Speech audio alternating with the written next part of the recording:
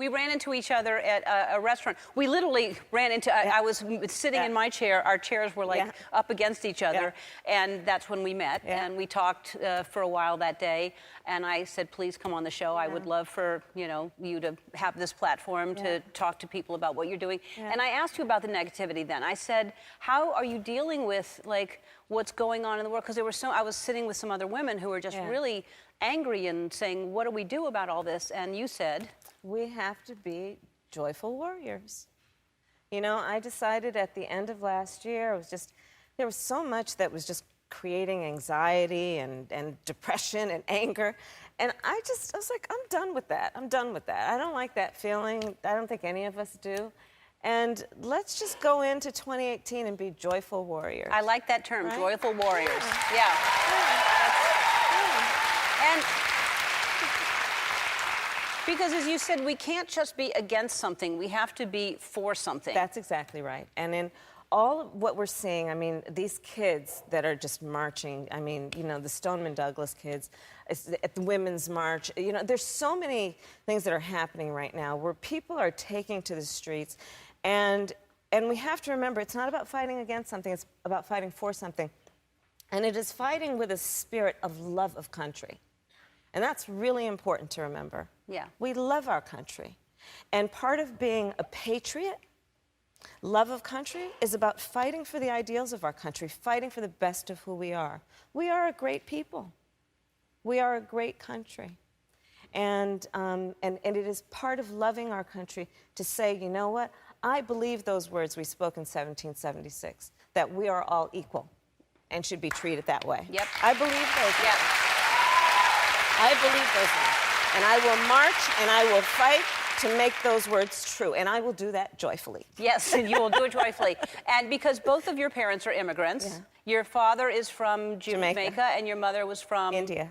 Yeah. And I mean, and so with everything that's going on, you were elected at the same time as Trump was elected. Okay, so you get elected as senator, Trump is elected as president, and in all that time of everything that's going, especially with parents who are immigrants, what is the most surprising thing that has happened to you?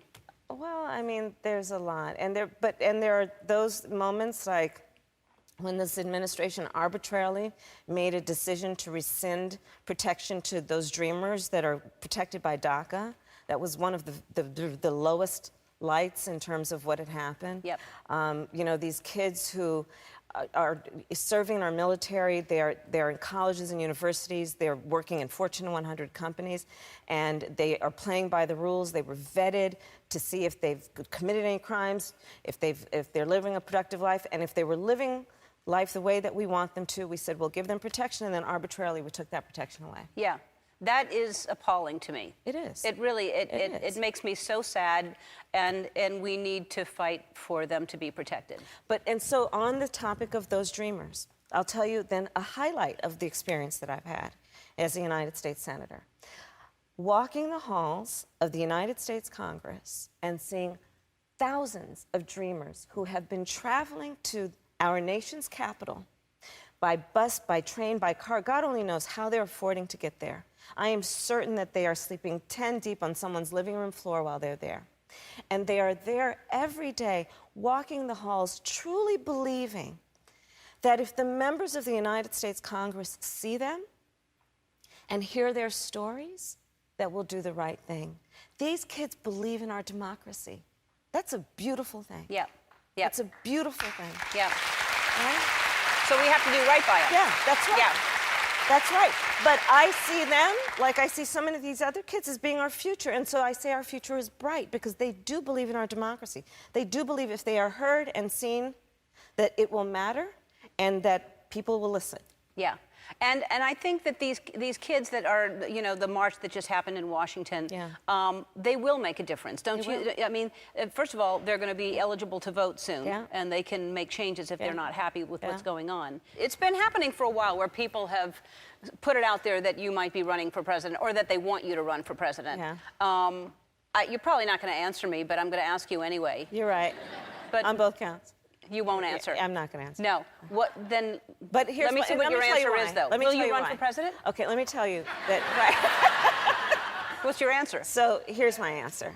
Right now, we are in the early months of 2018.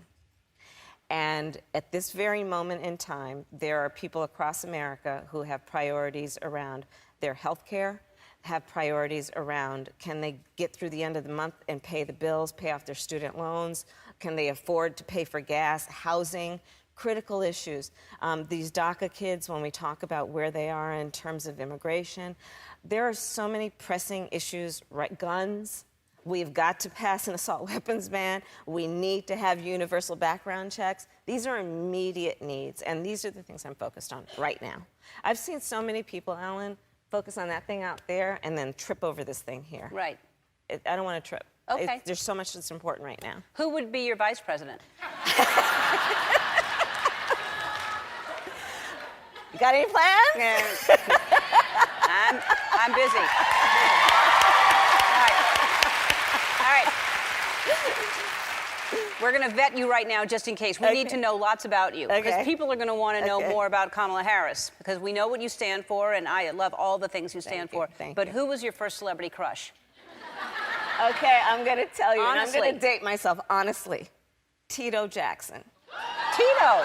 Because, okay, the Jackson 5. Okay, so I have a sister and I have lots of cousins, and everyone picked a Jackson 5, and all that was left was Tito. Wow. All right. It's still like they got Michael, they got Marlon. Wow. I got Tito. Well, all right.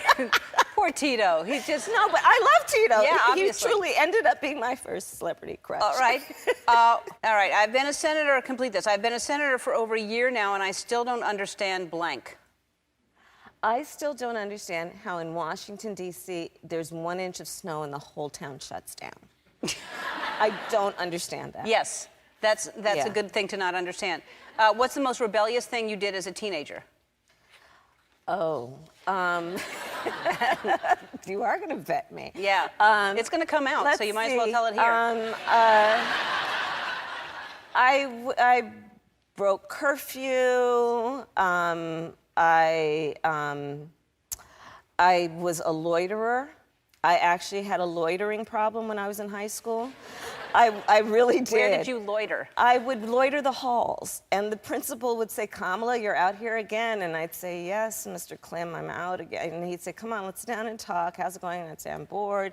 He'd say, why don't you go back to class? And then I'd go back to class. God, you were bad. I was awful. You were really bad. If you had to be stuck in an elevator with either President Trump, Mike Pence, or Jeff Sessions, who would it be? Does one of us have to come out alive?